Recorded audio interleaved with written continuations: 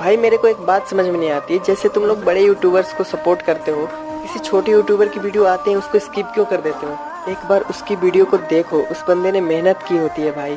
और हाँ, सब्सक्राइब और लाइक करने के पैसे थोड़े ना लगते हैं यार, तो थोड़ा सा सपोर्ट दिखा दिया करो छोटे यूट्यूबर्स को।